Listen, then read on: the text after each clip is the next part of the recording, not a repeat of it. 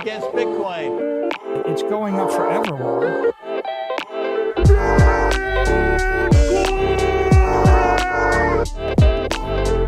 You're against Bitcoin, you're against freedom.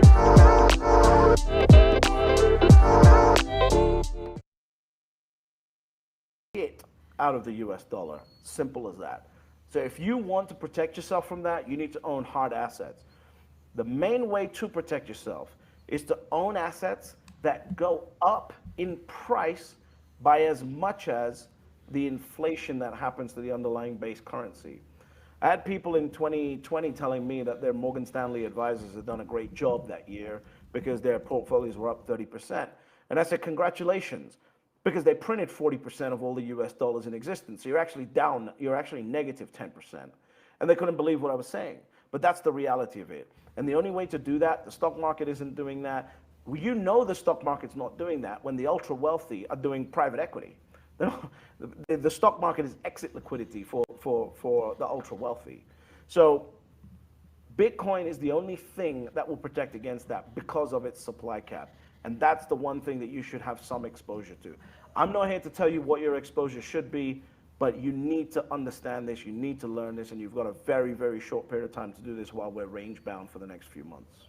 So when you talk about, and again, kind of circling it back to just the your general motto, your catchphrase that, you know, it's basically gone viral at this point.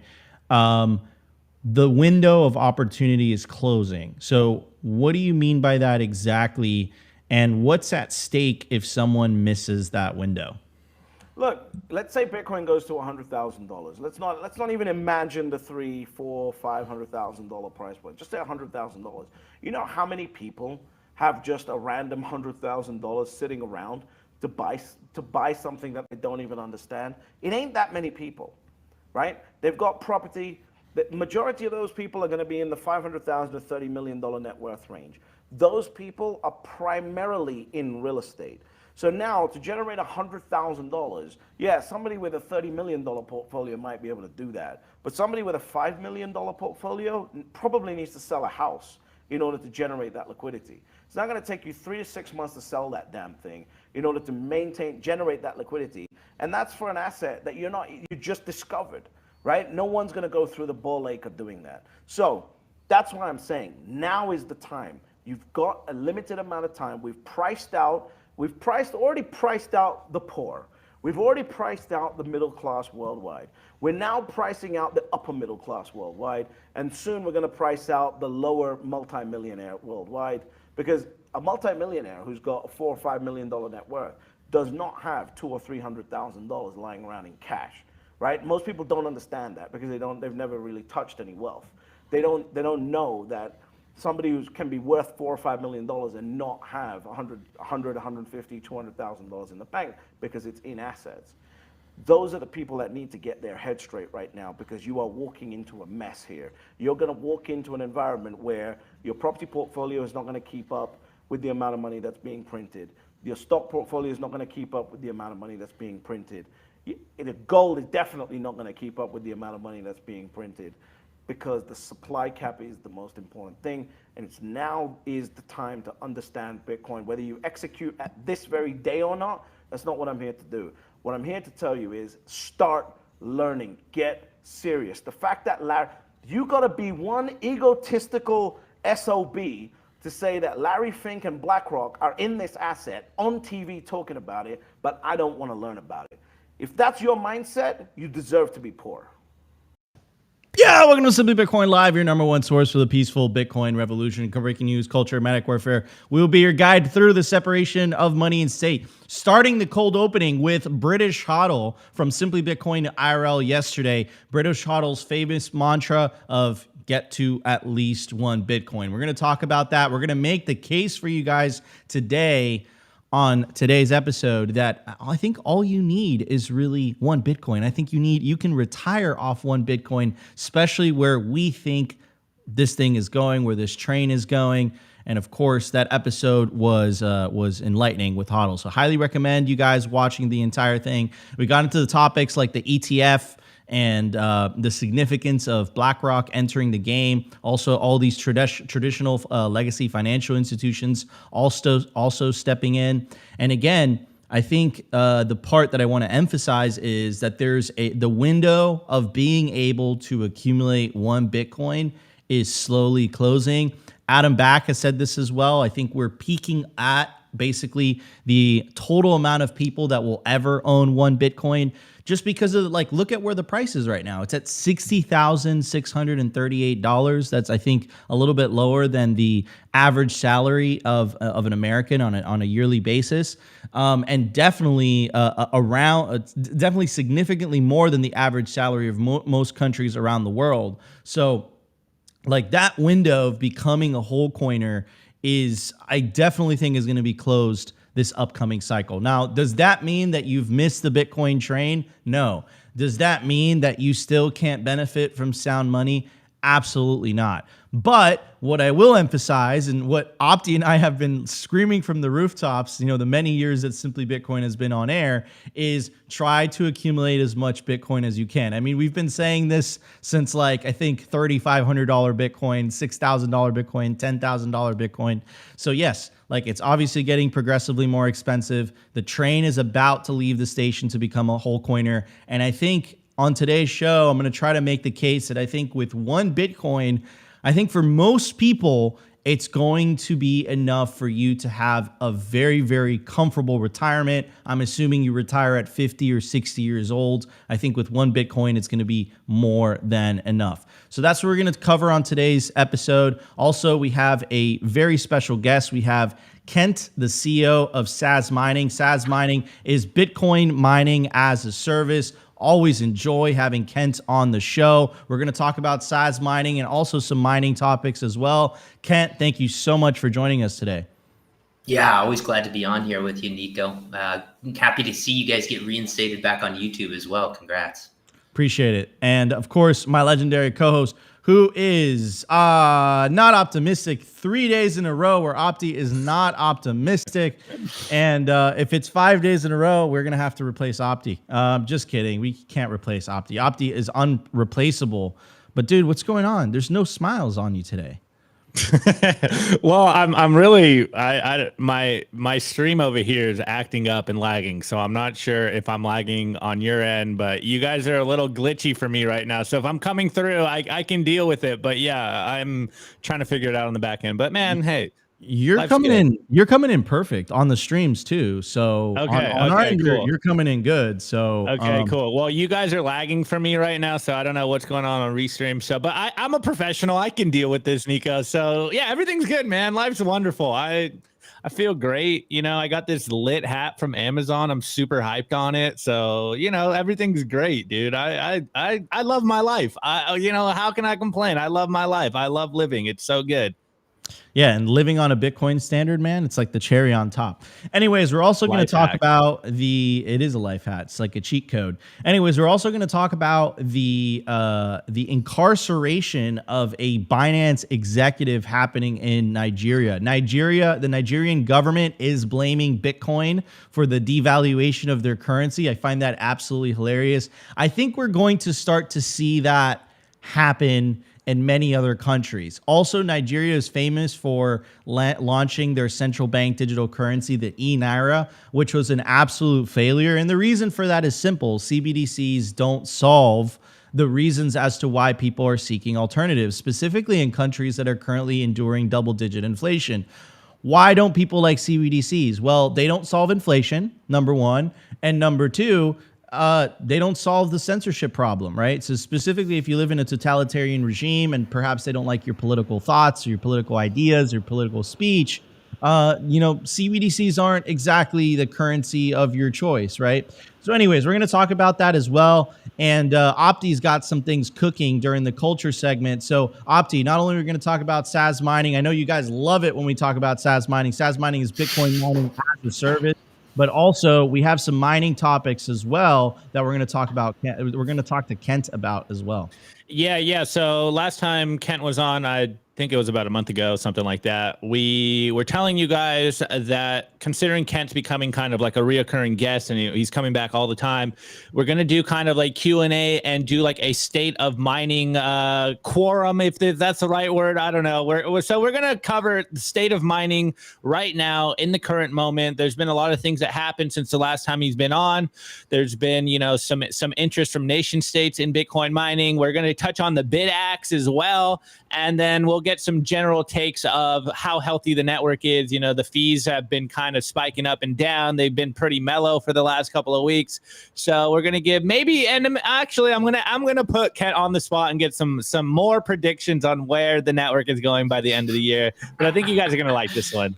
Well, I'm looking forward to today's show. But before we get started, I do want to give a very special shout out to Simply Bitcoin's lead sponsor. And of course, I'm talking about Bitcoin Well. Bitcoin Well is the best place to build your automatic self-custody Bitcoin stack. It's a publicly traded company coming out of Canada that recently expanded to all 50 US states. It is one of the only self-custody by default Bitcoin on-ramps. What does that mean? That means that when you buy Bitcoin on Bitcoin Well, you can't leave it on the platform. After the funds clear, it goes straight to your self-custody Bitcoin wallet address. To get started, scan the QR code or check the link in the video description. By the way, when you buy Bitcoin on Bitcoin Well, you earn Bitcoin Well points, and you can use those points towards the Bitcoin Wishing Well contest.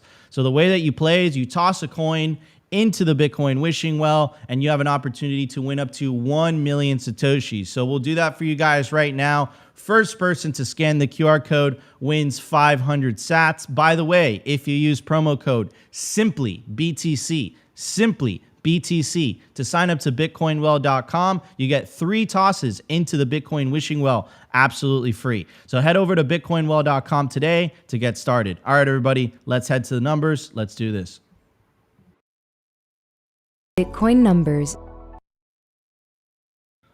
All right, everybody. I want to tell you guys about Stamp Seed. Usually when you buy a hardware wallet, it comes with a little piece of paper that is labeled 1 through 24, or 1 through 12. And that is where you're meant to write down your seed words. The problem is writing down your seed words on a piece of paper. Paper is prone to water damage, fire damage, can be eaten by a dog. You definitely don't want to store your generational wealth on paper. You literally want to stamp it into one of the strongest metals on planet Earth, titanium. And that's exactly why you guys got to get yourself a stamp seed. Stamp your seed into titanium using the titanium seed phrase storage kit. Comes with the hammer, the letter stamping tools, and literally a plate of titanium. Your dog's not going to want to eat this. It's fireproof. It's waterproof. This is the proper way of storing your generational wealth. So get yourself a Stamp Seed titanium seed phrase storage kit today. Head over to stampseed.com. Use promo code. This is only going to be available for this week, Rumble21, to get 21% off anything on the stampseed.com website. At the time of recording, the Bitcoin price is $60,560.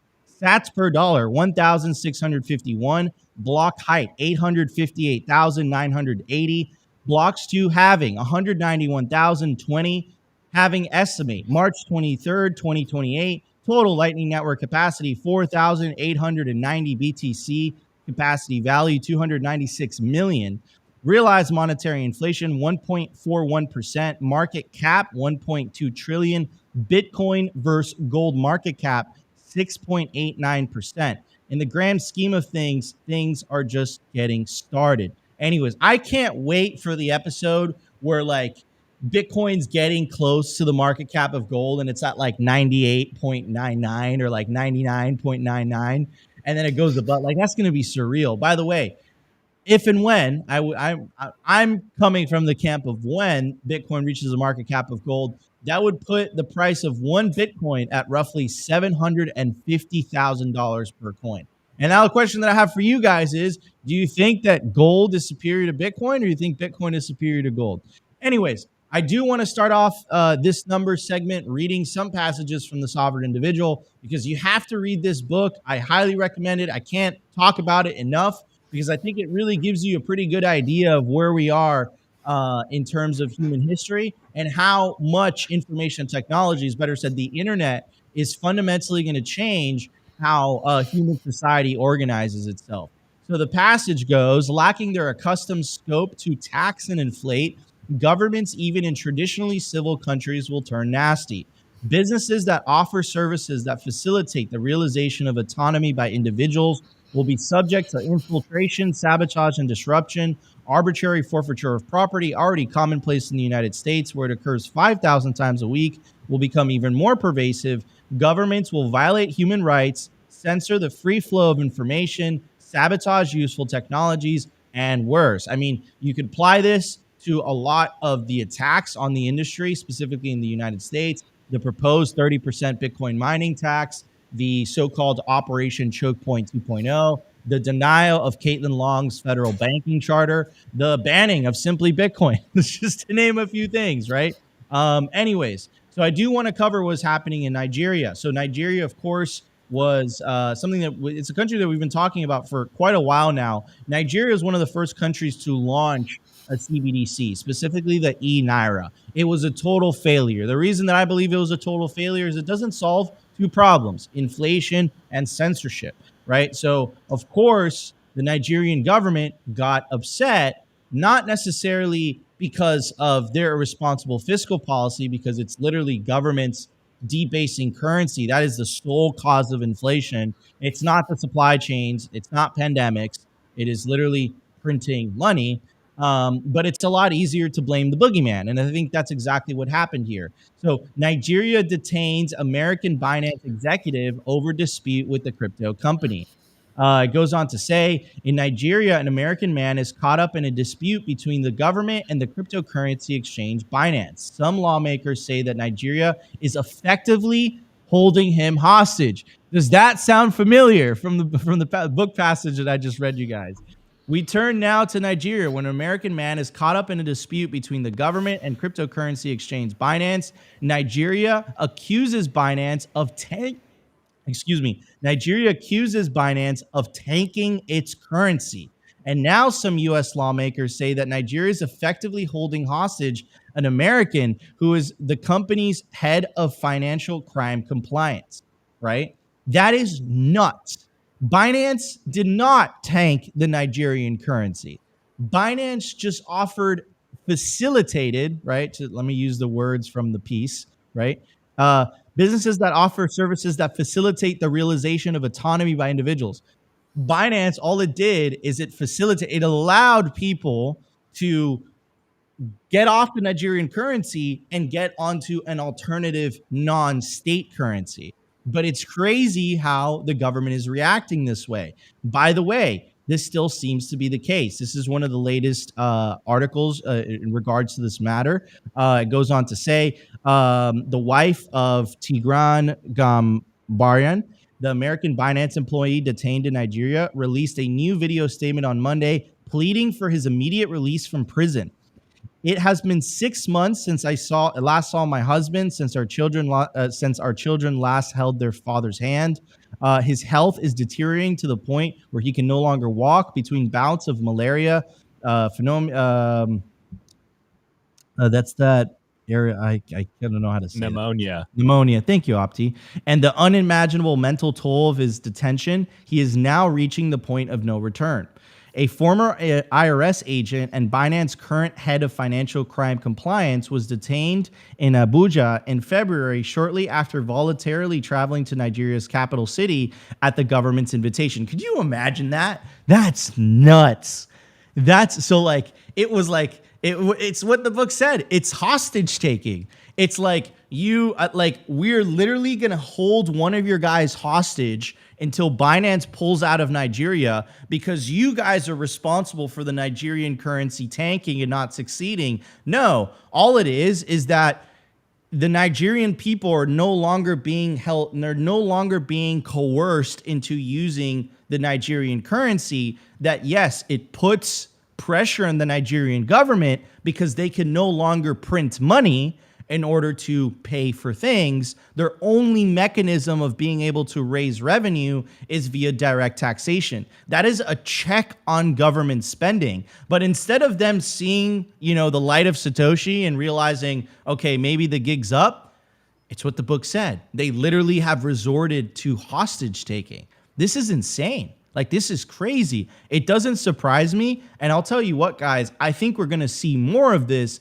as the separation of money and state accelerates. So anyways, I wanted to cover that topic because, again, you guys know that I'm a sovereign individual book maxi, and I just start to see examples of that playing out in real time. And it's just crazy to see this. Anyways, how do you protect yourself as an individual from this? Very simple. Take self-custody of your Bitcoin. Don't trust it with a third party. Trust yourself, not your keys, not your cheese. That's my take. Anyways, I'm going to pass it on to Kent. Kent, what's your take on this, man? This is crazy, but it's not surprising at all. No, and I have to say, the Sovereign Individual is one of my favorite books. Like, very prophetic. That and The Fourth Turning, I think, are the prophecy books for Bitcoiners. They were written well before Bitcoin was in existence, right? And so they've got some extra firepower and weight behind them. But seeing what's going on there, I mean, it's just embarrassing. As an American, I'm embarrassed for the United States to allow this to happen. So what was touched on just below, I don't know if you saw that in the pieces he had up there, was that he is a former IRS agent, meaning that he was a former employee of the US government. And I listened this morning, Nathaniel Whitmore on the breakdown talked about this guy and his background and what he did for the US government as an IRS agent. And he wasn't like any low-level person. Like, this guy was like top of the game, right? And so to see the State Department just literally turn their back on this guy, who's clearly being held as a hostage, right? And I heard it's something like $160 million that they want. Like, this is extortion that's going on by the Nigerian government to let go of this guy, and his health is suffering. And, in comparison, and Nathaniel talked about this as well in this short little podcast, was in comparison, there was a female basketball player in Russia that had gotten, put into jail for, I think, having hash or something like that. And we made it a State Department issue and got her out of there. But here's this person, ex-US employee, no slouch of an employee either. And he is being, completely shunted and shut to the side. I mean, travesty, embarrassing, and stupid too. 100%. And could it be because of the industry that he's working in? Could it be that maybe that plays a role? I don't know. No way to know for certain. I'm speculating, but anyways, Opti, what's your take on this, man? I mean, it's pretty crazy that this is where we're at in the movie. Well, I mean, we've been joking for the last couple of weeks, and that what was the meme? Like, pretty soon Bitcoin's going to be called a danger to democracy, and it seems like we are going down that trend with this exact news story. But I think the most glaring part about this was that, like, entrapment piece that you just kind of covered. It really reminds me of what happened to the Telegram CEO. There's rumors that Macron invited him to dinner, and then once he gets off the plane, he gets arrested, and now it's like he can't leave France ever. So it is where we are in the story, and I think anyone that is semi-familiar with everything going on Twitter and the state of the world and the attacks on free speech, it's becoming very obvious that the powers that be, again, you can name them whatever you want, whatever nomenclature you want, but the powers that be are scrambling for control of information. And it's a fundamental question we ask here on the show every single day. It's like, what makes you think they will let you, or rather want you to allow or transact freely if you can't speak freely? This is a First Amendment issue as a Bitcoiner. Obviously, it's unfortunate to see this. And what Kent said is absolutely incredible. Like, worked within the system, and they're just sacrificing him right now to the Nigerian government. Dude, we don't need to do that every single time. Anyways, I think the funniest part about this, though, is the Nigerian government basically being like, it's Binance's fault that we're debasing our currency. Like, who in their right mind sees that and it's like, yep, we're gonna blame crypto for this or Bitcoin for this, and it just really goes to show that is coming down the pipeline, most likely in America, in the Bitcoin industry as well, unless we actively start to not only educate people, but educate people in power to understand what exactly is going on. And hopefully in good faith, they listen to us and be like, look, you guys are the problem. You guys are the one that are debasing the currency. You guys are the one that are stuck in a corner and have to print as much money as possible and making everyone else poorer. Like, it's not us. We are basically, or rather, Satoshi was just a reaction to the fact that this money printer is going to continue to go burr. They have no choice but to print more money.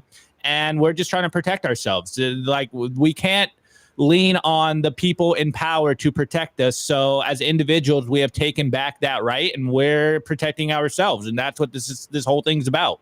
100%. And like, I think it makes a very difficult I think very difficult conversations are gonna be had in the future, specifically just because, you know, as it relates to the US government, right? Specifically in 2023, the US government spent $1.7 trillion more than it collected in tax revenue. How are they able to do that? Well, they printed the difference, right? That didn't come for free. That was at the expense of anyone who was holding the dollar. They have that privilege because, number one, they're the world's reserve currency, and number two, because people still believe in fiat currency. Once that belief goes away, and it's already gone away in the developing world, they have no faith, right? Like, we have the financial privilege of living in a country that has a stable, relatively stable fiat currency, and the government still can't help themselves. This is what Bitcoin fixes. And I think the conversations that are going to be very difficult, and I think that the reason that I believe that this transition is going to be somewhat bumpy is because, like, governments have always been able to spend more than they collect. And Bitcoin, for the first time, it kind of provides a check on that. Because if you spend too much, what you're doing is that you're incentivizing people to seek alternatives. And it's so fascinating in the case of Nigeria, and I think it's foreshadowing to the rest of the world. Instead of them saying like, oh, like, we have competition and we can't shut down that competition, maybe we need some fiscal discipline. No. They would literally they start hostage taking, which is exactly what, you know, the book The Sovereign Individual predicted, right? So yeah, it's a kind of very interesting moment in human history. But I think the happy ending here, and again, I recommend the book, is that eventually over time, what I think is going to happen is you're going to start to see nation states compete for the business of citizens and businesses too. Like, you see it El Salvador, right? El Salvador saying like, look, come here. If you're a Bitcoiner, you know, you can get a citizenship. I think you're going to start to see more and more of that, because I think, as the book The Sovereign Individual said, right, governments see their citizens as tax cattle, but now the internet has given them wings, right? And now people are going to choose. They're going to not only vote with their wallet, but they're going to go vote with their feet. And if you take Bitcoin into self-custody, it's pretty easy to take your wealth with you, right? So it changes the conversation, it changes the balance of power, and it's very, very interesting the times we're living in. But hey, wait, Nico. Are we going to talk about the Bukele Times cover? I have that saved up for tomorrow, but I find it hilarious. Right. Yeah. Epic picture. You know, we're going to talk about it tomorrow. I mean, it's kind of fitting, and we'll talk about it tomorrow. But yeah, media doing what media does and propagandize. We'd love to see it. And it's pretty funny. Anyways, guys, let's move on to news. We have lots to talk about. Let's check it out. Here we go. The Daily News. I want to give a shout out to our sponsor, Foundation Devices. It's self-custody done right. They built a premium grade hardware wallet called Passport right here in the US. It's fully open source and verifiable. It's the most intuitive Bitcoin wallet designed with a UX reminiscent of a simple feature phone. So you will know how to navigate it and use it the moment you pick it up. Get your Bitcoin off exchanges and into your own hands in just a few minutes. Experience the peace of mind that comes with taking ownership of your own keys. After a massive sellout during Bitcoin Miami 2023, the Passport is back in stock at foundationdevices.com. Bitcoin only, open source verifiable, completely air-gapped security model, gorgeous design craft, premium grade materials. If you're thinking about getting your Bitcoin off exchanges, this is the one for you. Check out the Passport link in the show notes below to learn more. All right, guys. One of the first steps, Opti, do you have it with you? One of the first steps that you can do in becoming a sovereign individual is taking self-custody of your Bitcoin. Opti right now is modeling the beautiful Passport by Foundation Devices open source Bitcoin hardware wallet. It's completely air-gapped. Even if you plug it into USB-C, it doesn't have any data. It's only for power. And you can pair it up with the Envoy app. It makes spending cold storage, air-gapped Bitcoin incredibly easy. And guys, remember, not your keys, not your cheese. You could take cold storage in other ways, but for vast majority of people, they don't have the technical know-how to do that. So we recommend a hardware wallet. And of course, we recommend our partner, Passport by Foundation Devices. Scan the QR code or check the link in the video description. And if you use promo code SIMPLY, you will get a discount. Take ownership of your wealth. Anyways, so let's talk about this. I truly believe that you'll only need one Bitcoin to retire. So I'm talking about 10, 15, 20 years into the future. I think, it's destined to go up forever, Laura. And the reason for that is I think that governments are not going to be able to help themselves but to print more money. I think we discussed all the reasons as to why. And I think I agree with British Hodl. We were having this discussion yesterday. All you need, I think, this year specifically, do whatever you can to try to reach to one Bitcoin. Specifically, if you're part of the newer classes, class of 2024, class of 2023, class of 2022, class of 2021, do whatever it takes to try to get to one Bitcoin, a quarter Bitcoin, half a Bitcoin. Move mountains, because I think the train is leaving the station. And I think the era of the everyday person being able to reach that whole coiner status, unfortunately, is slowly closing. Just most people don't have $60,000 laying around. That's an insane amount of money. It's an insane amount of money. I'll put it like that. So anyways, so why am I saying that one Bitcoin is enough? Well, I'll make the case for you guys right now. We'll check out the Wen Moon open source kind of like calculator designed by a Bitcoiner called Jimbo, and we'll kind of go down that rabbit hole. But before we do that, I have a little bit of an update. This is the news segment. The Telegram CEO was released on a 5 million euro bail yesterday, but he is not going to be allowed to leave France. Anyways, and why was he arrested? He was arrested for not wanting to moderate content on Telegram. Anyways, so here is Michael Saylor's historic keynote at the Bitcoin 2024 conference, the conference that Donald J. Trump gave a speech on, and the conference that RFK gave a speech on. I would say is one of the most, in my book, right, one of the most historic Bitcoin conferences in history. I would say the only conference that comes like to par with that was 2021, where Nayib Bukele made his announcements that El Salvador is going to make Bitcoin legal tender. So anyway, look how far we've come. It's only been 3 years. It's crazy. Anyways, so let's check out what Michael Saylor has to say in terms of what he believes one Bitcoin will be worth by the year 2045. So exactly 21 years from now. So if you're in your 30s or if you're in your 40s, you're going to be in your 60s or you're going to be in your 50s. So let's check it out. Here we go. Here's my macro Bitcoin forecast. It's 21 years.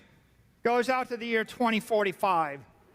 What do I think will happen? Well, I've got a bear case and a bull case, but what I think will happen is that 55% ARR goes to 50%, 45, 40, 35, 30, 25, 20. It's between 50 and 20.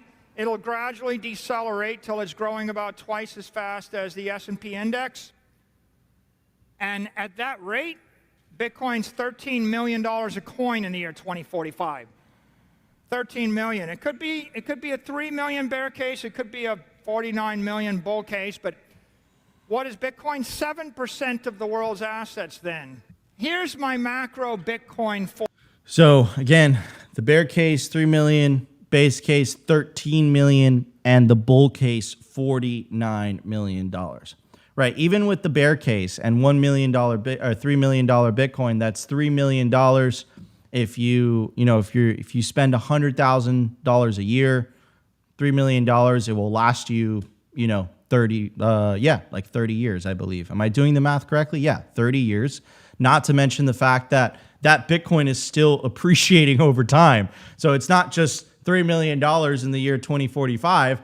I'm assuming it's going to appreciate from 2045 to 2055 as well, right? So that's why I think all you need is one Bitcoin. And I'm going to pull up like this really, really cool calculator where I'm going to put it in the chat and I'm going to put it in the video description where you guys could plug in, your personal situation and you can estimate.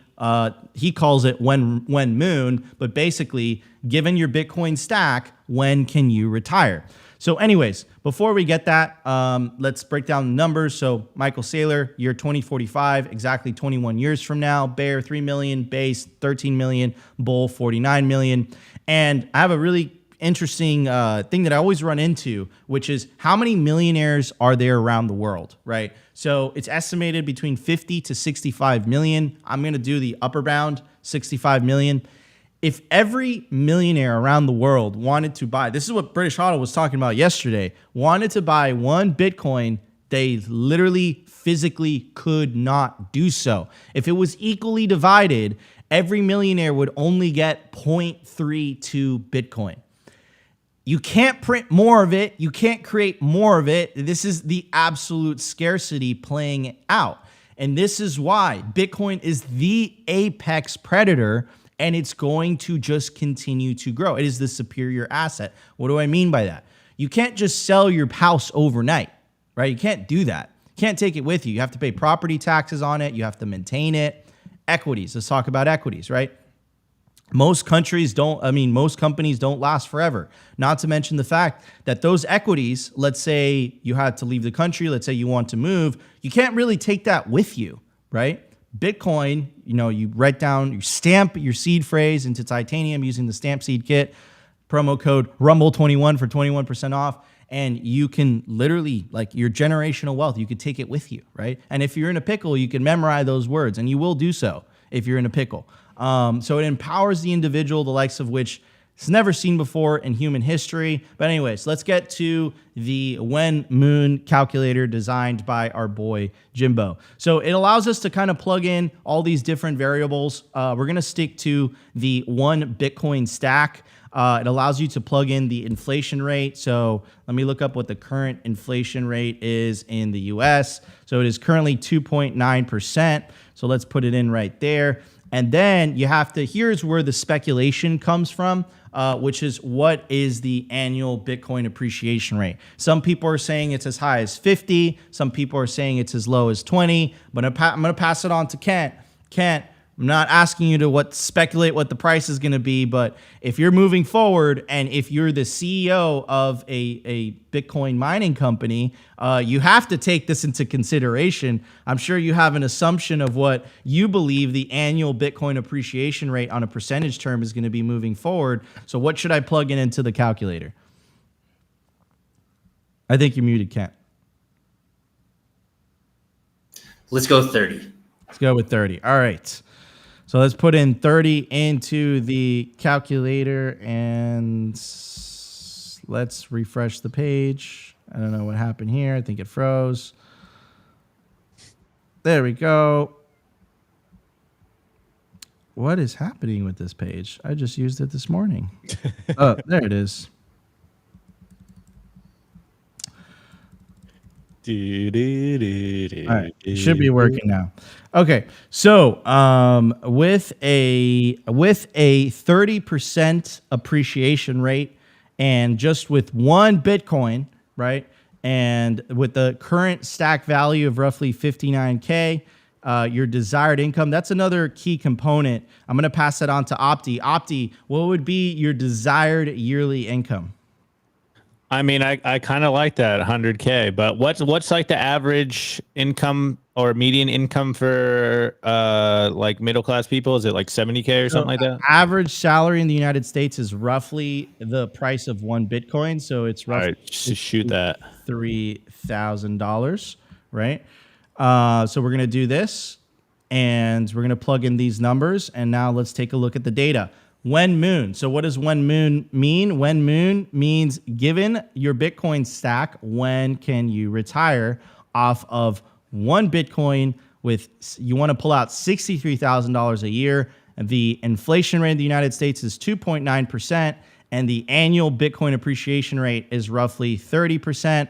And the math comes out to, it's a lot sooner than I think a lot of people anticipated, January 31st of 2031. So you don't even have to wait 21 years. You literally have to wait less than 10. So yeah, I mean, this is a pretty cool calculator. You guys could kind of, All right, wait, Nico, let's mess with this. Now let's really have some fun. All right, put in appreciation rate at 55. That's what Saylor was saying. And then what would we say is the real inflation rate? Like maybe 10, 15%, go with like 10%. All right, so let's definitely play around a bit. But before we do that, I think I wanna test out like just more kind of lower ends, right? So let's go with like 0.25 Bitcoin. Your retirement date would be January 3rd, 2037.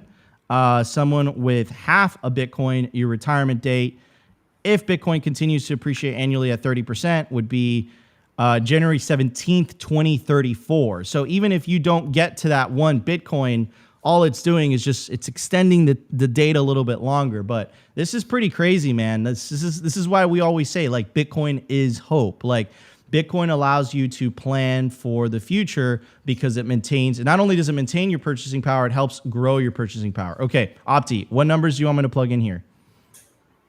Do 1, and then do like 10% inflation and 55 appreciation rate.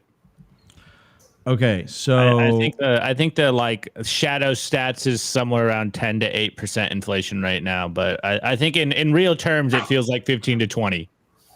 All right, so let's reload the page because I think it froze here a little bit. Let's let it load.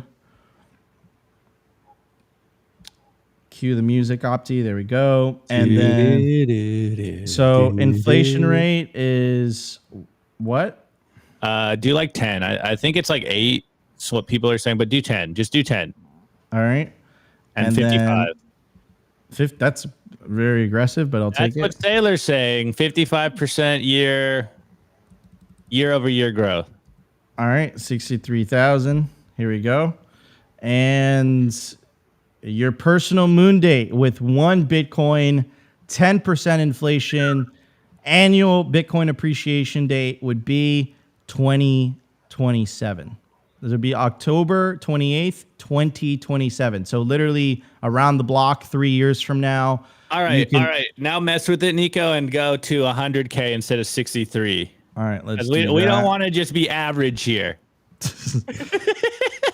All right. So your personal moon date, if you have 1 Bitcoin, the inflation rate would be 10. The inflation rate would be 10%, and the annual Bitcoin appreciation rate would be 55%. Your personal moon day, meaning the day that you can literally start to withdraw Bitcoin daily out of your stack, would be March 3rd, 2029. So this is a really interesting calculator. I'm going to put it in the video description. Opti, have we put it in the chat yet? Yeah, you put it in awesome. YouTube and I put it in Rumble. Sweet. So you guys could kind of play around with it. But yes, the message is you can retire off 1 Bitcoin. It's just a matter of low time preference. Do whatever it takes to get to 1. And this is a really kind of cool calculator where you can kind of apply it. I personally, what I would do, guys, what I would recommend is I would go down the conservative route. I would put in 20. And I would put in whatever the reported inflation rate is, let's say 3. And then whatever it is, your annual income, that's what I would do to plan personally, right? Just because you want to be pleasantly surprised rather than disappointed. And there, it kind of changes the story, right? It kind of matches up to, the Saylor date of 2040, right? So, of course, I think Bitcoin's going to definitely perform better than 20% a year. But, that kind of gives you a more conservative outlook, which is the year 2040, roughly, I don't know how many years from now, 16 years from now, you'll be able to retire off 1 Bitcoin. And this is a very extremely conservative estimate, I would say. I mean, what do you think, Kent? Do you think that's conservative, a 20% annual Bitcoin appreciation rate? What's your take? Yeah, I think that's too conservative. But here's the thing. It's really hard to say going out to 2040 what it's going to be, because my base case right now is that we're on the crux of a major phase shift with Bitcoin's adoption.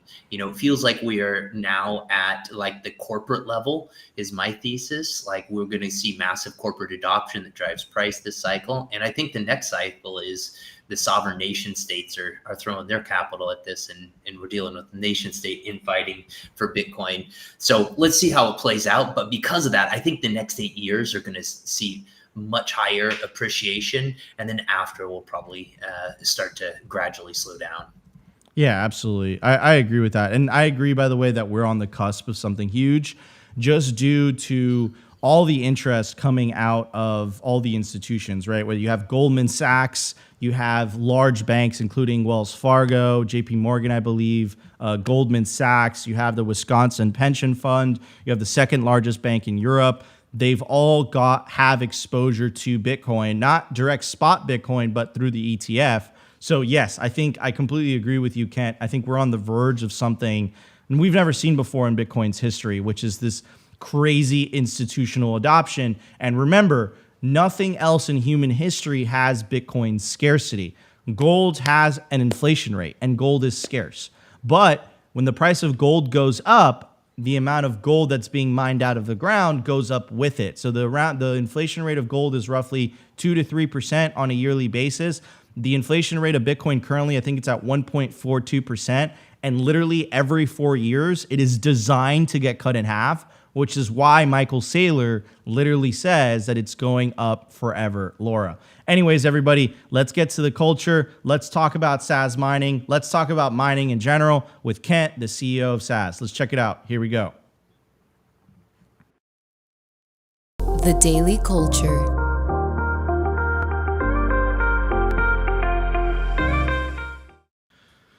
All right, everybody. I want to tell you about our sponsor, the Orange Pill app. Stack friends who stack sats. Join the 12,233 Bitcoiners that are currently on the app. To get started, scan the QR code or check the link in the video description. It will take you directly to the app store of your choice, where you can download the Orange Pill app. The Orange Pill app is the Bitcoin social layer. It allows you to connect with other Bitcoiners, and it has a really cool geographical feature. So when you're traveling, or perhaps you've lived in your city for a while and you just don't know any Bitcoiners around you, it will literally list the Bitcoiners around you and allow you to send them a message directly, sparking up a conversation and, building up your Bitcoiner Rolodex. It's also one of the best ways to reach me directly. I'm on the Orange Pill app. You can send me a DM. I'll answer you. And of course, it is also the #1 resource for Bitcoin only events. So if you're traveling to conferences and all that stuff, and let's say you stay at that city for a week and there's no conference days the other days and you don't know what to do at night, the Orange Pill app is for you.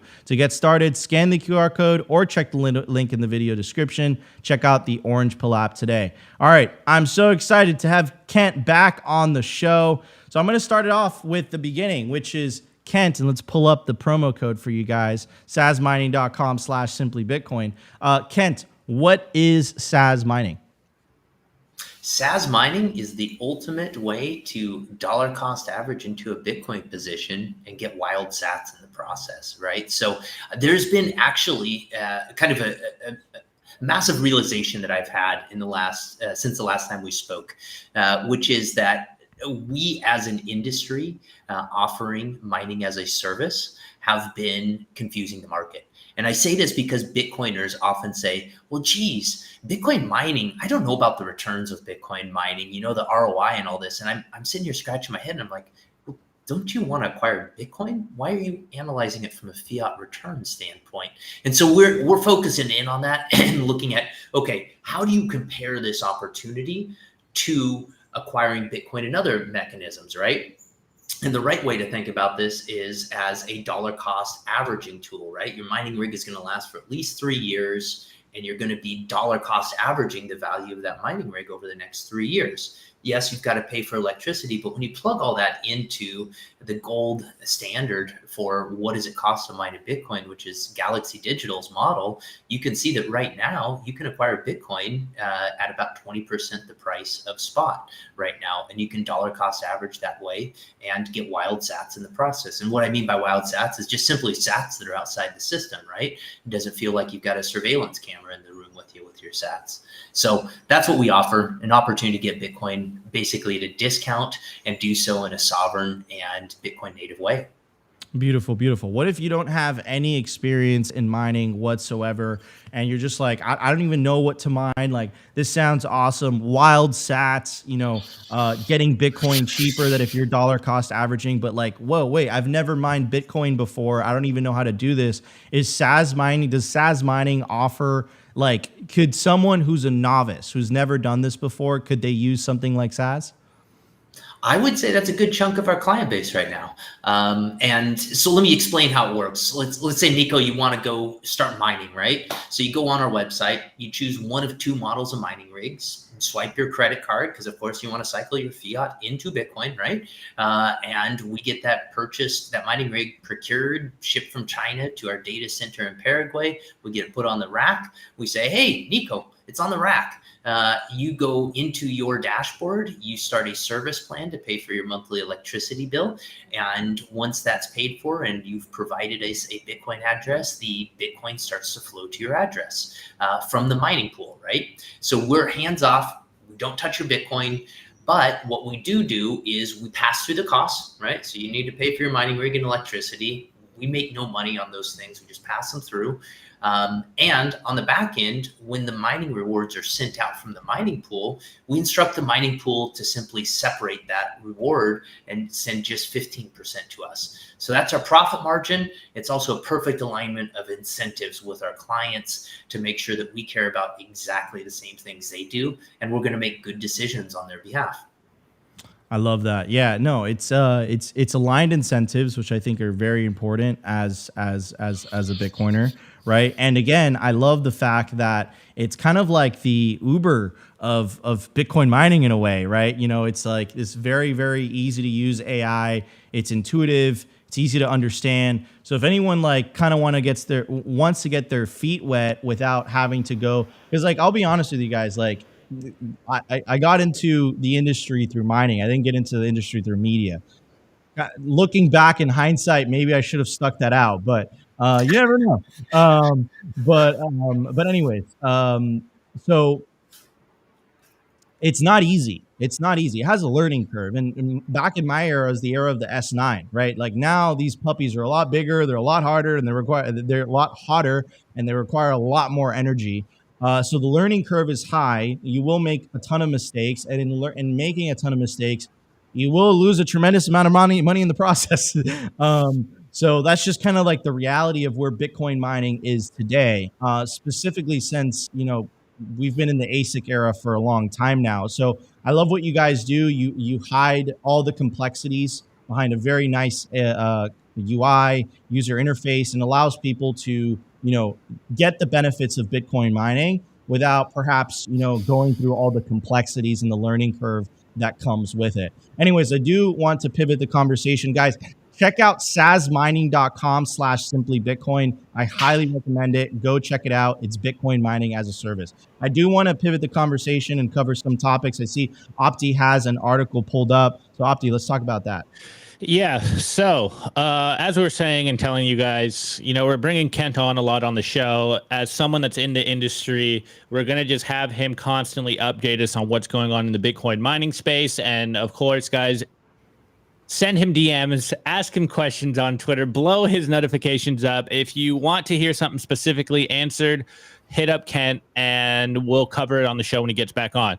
But one of the most recent things that we saw, which we covered on the show, it's pretty big news. I'm actually going to connect two different stories right here, Kent, and then I'll have your takes on it. Of course, reading the headline, Putin signs landmark law legalizing Bitcoin mining across Russia. And the next news we saw, which is kind of the opposite take here. Malaysian police steamrolled 985 Bitcoin miners again in power theft, crackdown. So on the one hand, we're seeing Russia embrace Bitcoin. On the other hand, we're seeing Malaysia kind of try to stop, I guess, for lack of better terms, illegal Bitcoin mining in their country. So it seems like the game theory of Bitcoin mining is playing out. And of course, you know, in the Malaysia, it's probably not the best way to be mining is by stealing electricity. But you're seeing two different takes here. So what's your overall view right here on these two different stories, Kent?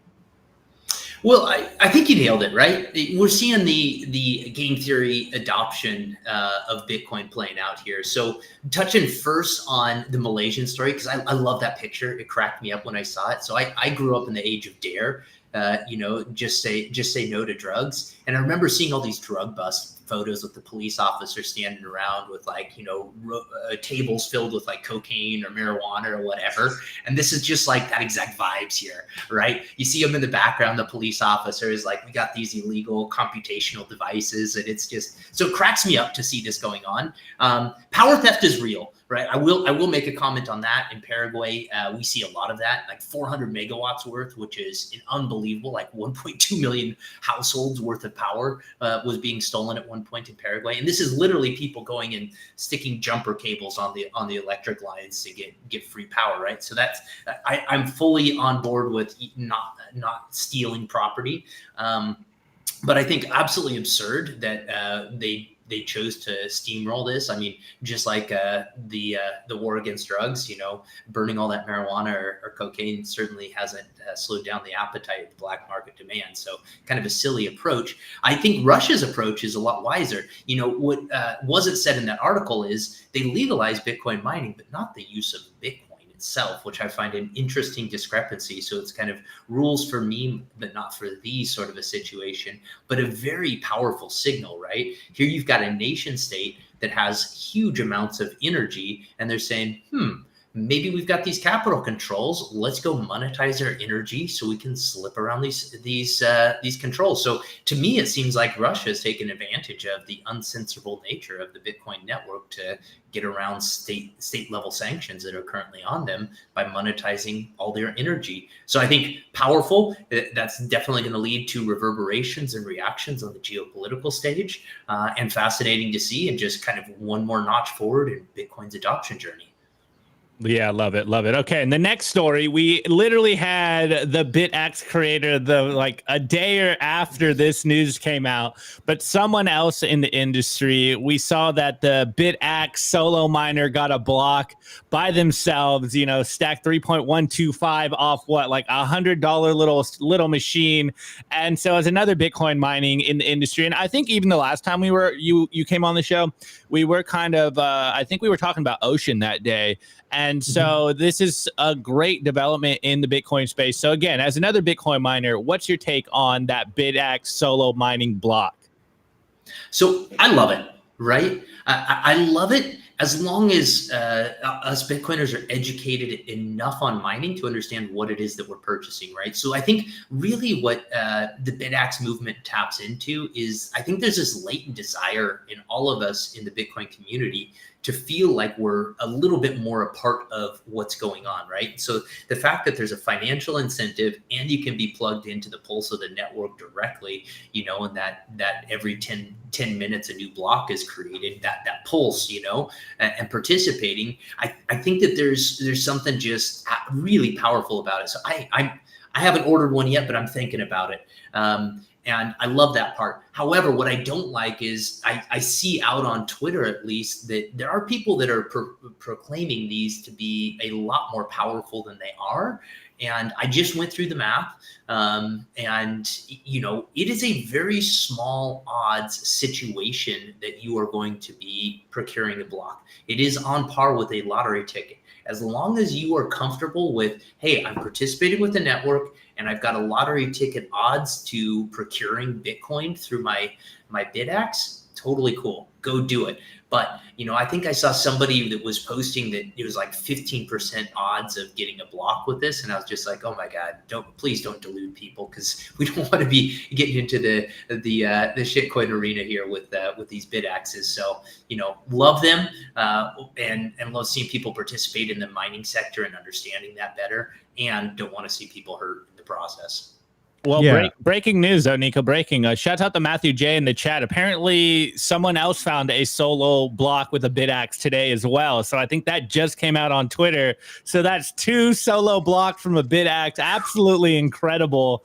That's wild. I mean, like crazy. what's the block subsidy right now? It's like 3.25, right? Roughly. 3.125 plus the transaction fees. And I went through the odds. You know, these things are a little less than 1 terahash, and we've got 640 exahash is the network hash rate right now, and which is 640,000 petahash or 640 million terahash. So if you have a 1 terahash unit on the network, that is the math. You divide 1 by 640 million, and that is your odds of procuring a block. Now, there's luck involved too, right? And that's kind of, that gets into a completely another rabbit trail that you can really get lost down. But you know, you're sort of counting on the luck to procure a block, and I love seeing it, and it brings a lot of fun and joy to the entire movement. However, if you want to plan on it rationally, not your best approach. No, not at all. It's like you spend what, $200 for a 1 in 600 million, whatever, 600 million chance of winning. But I would say that like the plus side of it as well is that you're decentralizing the hash rate. And 1 bid axe isn't going to do anything. But let's say 1 million people around the world own 1 bid axe each. Like, there we go. You know, like that is some decentralized hash rate. Like, good luck shutting that down type of thing. You know, so I think it's much more than a novelty. I think it decentralizes the hash rate as a collective if a lot of people buy a bid axe. And of course, you have the chance to win the lottery, right? $187,000 lottery for a $200 ticket. And it's not a one-time thing. Like you can run this. I know the odds of you winning are just continue to go down over time. But like, you know, statistically speaking, on a long enough time scale, you will win.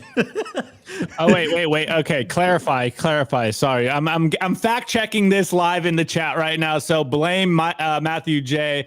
But apparently it's still unconfirmed whether it was a bid axe. It says solo miner on mempool.space. So don't want to be spreading fake news here that another. I would. That's why I was so skeptical. I was like, dude, the odds of that too happening, like. Yeah, look, yell at Matthew J right now, or you can yell at me. I'll take the heat, whatever. You know, I'm fact checking myself live. Anyway, let's pivot this conversation. One, I believe, but like, yeah, okay, even then, I'm kind of like, okay, okay, so whatever. Trying to fact check this live. But Nico, let me. You mentioned something I think important there, right? So we get lots of these bid axes out there. Let's put it in comparison to the network, though. If each bid axe is 1 terahash, and I don't think that they quite are even 1 terahash, but if you have 1 million of those out there, that is 1 exahash, right? And the network right now is 640. So what I see them doing is it's kind of like the buyer of last resort, meaning that if there is a massive crackdown and all the publicly traded miners that are providing most of the exahash out there completely get, you know, the noose around their necks, have to shut down, then this is kind of like the buyer last resort. They're going to be able to backstop the network and keep it alive and going. So I do love it from that standpoint, but I also don't want to overemphasize like what is really likely to occur with this amount of terahash compared to the industrial size. I mean, the scopes and scales of these things are so dramatically different. Absolutely, 100%. Okay, Nico. Sorry, I know we're getting close to the top of the hour here, or rather past the hour here. But I do want to ask Kat one last question. I do have some more headlines here. So this one's more like what I was saying, just the general take of the mining space right now. And we have this headline here. You know, will the Bitcoin mining bull run ever return? And then on the flip side, we also saw Bitcoin fees skyrocketing in the last week or so. So what's your general take on not only the Bitcoin network at large, and maybe what you'll see coming down the pipeline in the next year or so, but also what's going on with the fees? Yeah, I think that the fees are the most underestimated portion of the Bitcoin network right now from a mining perspective. I mean, most people talk about the block subsidy, so that's 3.125. But the block fees, it's still such a nascent part of the mining income and forecasting. And I think that that's actually a bit of a mistake. Because if you look at it, let's say just all things being equal, the average fees in a block are about 4% of the block reward or the block subsidy. And we suddenly have a halving. Well, now it's 8%. Right, just simply by the fact that the block subsidy got cut in half. And there's a fellow, Bob Burnett. I think he's fairly well known in the industry, runs Barefoot Mining, and he's done a lot of math on this. And we've got a limit of something like 800,000 transactions per year that can occur on the base chain. And so anything over that is going to be full blocks pushing transaction fees up. And there is a good argument to be made that we're not far from being at that point in time. And when that occurs, now we suddenly have the block subsidy plus basically an ever increasing pressure dynamic for the other limited factor and the other scarce part of Bitcoin, which is the block space. So I think people are sleeping on block fees, to be completely honest. And I think that they're going to be a much bigger portion of the revenue stream for miners in the future. And I think what we're seeing is glimpses of that today with some of like the layer 2 shenanigans that are occurring right now. Absolutely, 100%. And wait, Nico. Sorry, you skirted the question though. Will the Bitcoin mining bull run return? Oh, I didn't know that was part of the question. I thought we were just going all fees, man. No, will the mining bull run occur? Yeah, of course. I mean, here's the thing: if you don't believe in the 4-year Bitcoin price cycle, then no, the mining bull run will not happen again. But the fundamental reason why this will happen is because when price runs, you simply cannot build and deploy infrastructure fast enough to keep up with that price run. So therefore, there will be a mining bull run during that time period where infrastructure lags the price movement. That's where it comes from, right? So right now, actually, from my vantage point, is kind of the end of this window before the price runs and we get back into the bull market. The flip side of that dynamic, though, is it's also the worst time to be mining. If you look at like the hash price or the value of what you're getting right now, it looks the worst, but it's kind of the calm before the storm when price rips, and then you make your best returns, at least if history continues to play out. Yeah, and I think we can all agree, though, it's been a bloody bear market, crab market for the last couple of years, especially for the Bitcoin miners out there and the public Bitcoin miners. Like, if you guys are looking at their margins right now, it's absolutely incredible that some of these companies are still profitable and actually like surviving at this point, because it's been rough. Yeah, I mean, the hash rate continues to go through the roof. The halving happened, right? And, I think, but again, like, I never forget, a good friend of mine came to my wedding. It just actually was named CEO of Bitfarms, Ben Gagnon. And I never forget the way that he described Bitcoin mining to me. He's like, Nico, you just have to look at it. It's a leveraged long. And I'm like, wow, that's such a simple way of looking at it. So it's like, and then in my own kind of career in the industry, right? I wish I stuck it out. I wish I stuck out in the mining world, because I got in 27. Can you imagine 2017 mining and just sticking out to this year? Like, it would have been great, but 2018 was brutal. It was brutal. And it just kind of reminds me of, these kind of downtimes in mining. Like, these are the opportunities to deploy hash. Like, these are the opportunities to get in, because usually when it's pumping like crazy, I wouldn't say it's as great, but mining's a very interesting world. It's very cool. I definitely recommend every Bitcoiner to at least experience it in some front. Obviously, we recommend Sazmining, Bitcoin mining as a service. Go to sazmining.com/simplybitcoin. Check out the BitAxe. Back in the day, if you wanted to explore mining, you'd have to get yourself an S9, and one of the rooms in your house would get hot. But the BitAxe guys made that easy. So anyways, I do want to thank our guests for today, Kent, CEO of Sazmining. Go follow his Twitter account. He has some great takes on mining and just the industry in general. So follow him at I cannot pronounce that, but it's right there. It's just K Halliburton. There we go. Thank you, Opti. And go check out sazmining.com. Wait, who gave this guy a job talking for a living and he can't read basic words? Sheesh. And I still got here, bro. Anyways, go check out sazmining.com/simplybitcoin, Bitcoin mining as a service. I'm your host, Nico. Our guest for today, Kent. And of course, my legendary co-host, Optimus Field. So hopefully he shows up optimistic tomorrow. We're Simply Bitcoin Live. Today is August 29th, 2024. And we'll see you guys tomorrow for a brand new episode. All right, everybody, take care. It was brought to you by BitcoinWell.com, on a mission to enable independence.